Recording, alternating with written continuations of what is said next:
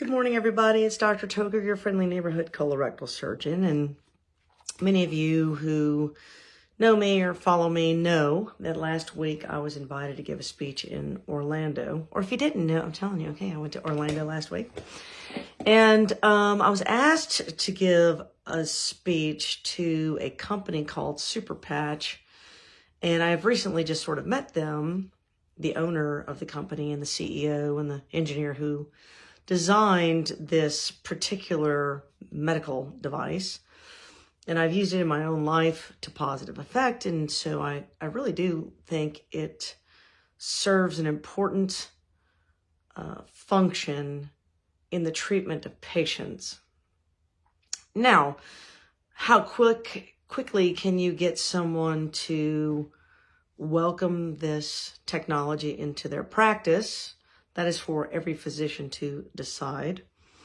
But anyway, this company has been in business for quite some time. It's just been quite small, and they're trying to expand.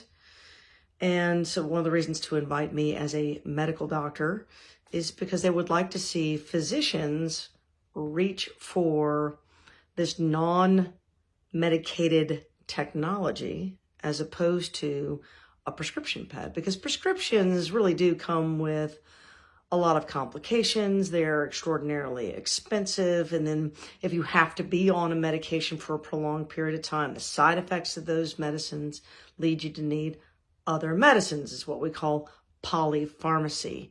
And if you're a doctor my age or older, I suspect a few years younger than me, but anyway, and I've been a doctor for almost 30 years now. And we were trained in medical school to not reach for the medicine for the fear of polypharmacy, especially in the older population. And so in my practice, I still cling to that concept. Now, I know the younger doctors, they may not even be taught this, but I don't know if they're even taught this, to be frank with you. The modern world of medicine is not really geared for the person-to-person interaction that drove most of us into medicine in the first place. And there's not a lot of time to talk to people. You certainly don't have enough time to explain complex technology, which this patch kind of falls into complex technology. Simple to use, but difficult to explain. So I've kind of taken it upon myself in my practice. So if you're my patient, you'll hopefully see this video. But to this new company that is trying to expand, they have a lot of sales representatives. And even to these sales representatives, the way this device can work can be a little bit, I don't want to say magical, but it seems magical. And I think in terms of, imagine if you were the first person to witness a light being turned on. I mean, can you imagine living in a world of candles and lamps, and then someone sets up a room, hits a switch, and the light goes on? What magic would that have been like? In my life as a surgeon, there have been several revolutionary approaches to surgery that were initially not well accepted because they were seen as, magical. It's like that's too weird to deploy in the care of patients. So as a surgeon, that would be laparoscopic surgery. When laparoscopic surgery first came out, the doctors who were performing it initially they were French. It's one of those things. French gave us wine and cheese, and they gave us laparoscopy. How? They're so laissez-faire. But anyway, it was a brilliant, brilliant concept. Why make a big incision? If I've got a TV camera and a couple small instruments, why can't I just try to do it that way? And that was seen as almost irresponsible. In fact, when I was in my residency training, there were certain cases you would never, ever, ever do that way. Like an appendectomy. You would never do an appendectomy that way. Are you kidding? This like heresy. So would removing someone's colon like that, or a segment of their liver, or cancer, or a uterus. Like, you would never do those things. Didn't even make any sense. The gallbladder was the only thing at that time that kind of made sense because the gallbladder is a collapsible thing. It comes out through a hole just as big as the port. Well, so does an appendix. But anyway, it took a long time before laparoscopic surgery became sort of the standard of care. And then enter robotics. Initially, it was verboten to use robotics for colon surgery. They had to have this huge, especially in cancer. There was an enormous study that was going on. I trained at one of the few places in America that had a robot. And it was pretty much deemed not for us. That was supposed to be for urologists only, because it can only focus on one part of the body. It's too clunky to move around the abdomen, colon surgery, and you had to be everywhere. And so we got to play on the device, but we did not get to operate on patients with a robot. Well, everything I do now is with a robot. I specialize in robotic surgery. So, and I tell this story because I feel like this technology kind of falls into this same frame of thinking where it is so simple to the patient. The science is rather complex and how it works is so complex, but the safety profile and the simplicity to the patient makes it such that it really should be the first place people go. Okay, so I say all these things because since I gave my talk last week, and the speech was on, I was asked to present the concept of homeostasis, because that is how these devices work. They return the body to homeostasis. So a lot of people don't know what that word means. And so, you know, Dr. Anna, can you put that into terms that the regular guy on the street could understand? And as soon as that speech is available, I'll share it to my social media and my website and stuff. And then I was asked to re-give that speech in a longer format tomorrow night, actually. And that, I think, is going to be recorded. And if I'm allowed a copy of that, Terry St. Amand, I know you're listening. If you'll allow me a copy of that so I can share that to disseminate to the people, I'd appreciate it. I do not get paid for any of these speeches, by the way, just in case you were wondering. I have no paid interest, not yet, anyway. I mean, one day maybe I will be asked to do something for an income, but right now this is me fascinated by science and thinking my patients would benefit from it in the same way that I have. Okay, so my thoughts is, since that speech, I've had several of these sales representatives reach out to me and say, Dr. Anna, like, explain to me this again, or explain to me that again, or I'm getting ready to talk to a doctor and ask them how to use it in their practice, and they really won't give me the time of day because I am not a doctor and I need to use better verbiage with these doctors. So this video is for you. And I've not asked permission from the CEO of Superpatch if I could post this video, but I believe he would give me the approval since he's already asked me to speak on this topic in a public forum anyway. So Jay, forgive me. And I'll take this video down if he wants me to, but I don't think he will. Okay, so what am I talking about? The technology that I'm speaking of is something called a Superpatch. If you want to see the website, I will give you my website, which is haptex, HAPTEX.superpatch.com.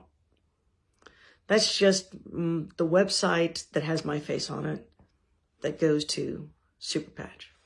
Okay. If you look, and that's a well done website actually, because they will include in it all the scientific studies that are germane to the general population in regards to how the technology works. But then there's another video, well done, by the way. So if you follow Brinks.tv, and you should, the guy who started that online streaming service, his name is John Brinkus, and I had the pleasure of meeting him last week. What a fun person to hang out with. But he put together an amazing video on the science of Superpatch, and it is on YouTube. And so look that up, The Science of Super Patch, because I think you'll like it. He well done, actually. And he talks about the actual technology, and I'm going to talk about sort of the biologic science, so to speak, as opposed to the physics. So anyways, the concept is basically this. Everything in biology is trying to achieve perpetual balance. And we call that perpetual balance homeostasis, right? The basic concept of homeostasis is the more things change, the more they stay the same. And the easiest way for you to understand that is the thermostat in your house is set at a temperature.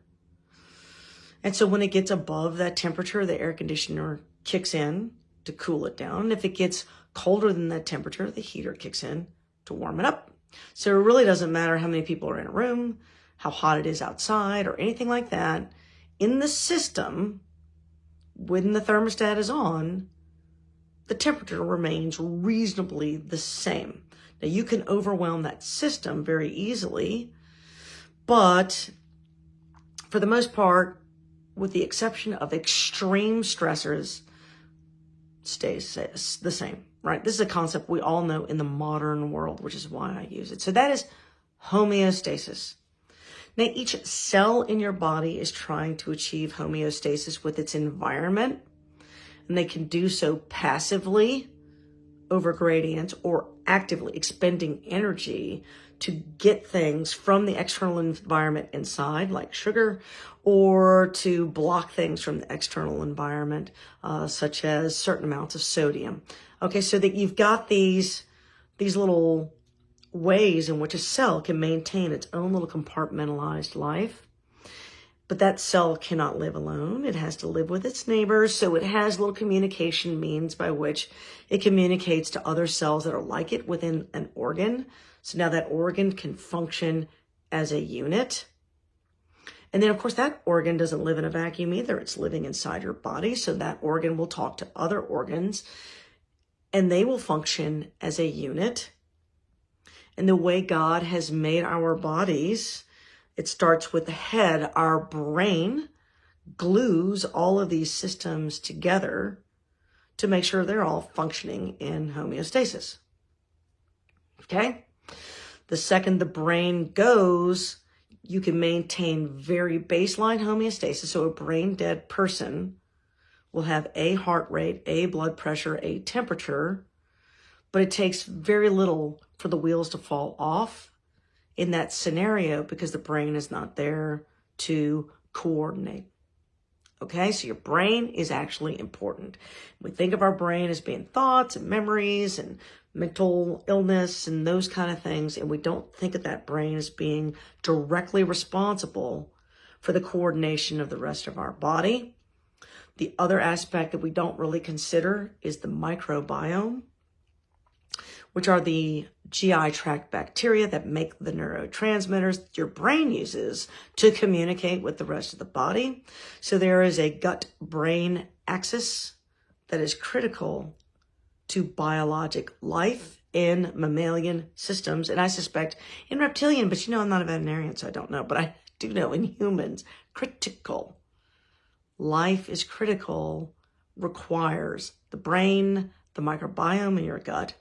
Those things have to be functioning properly, or you yourself will not function properly.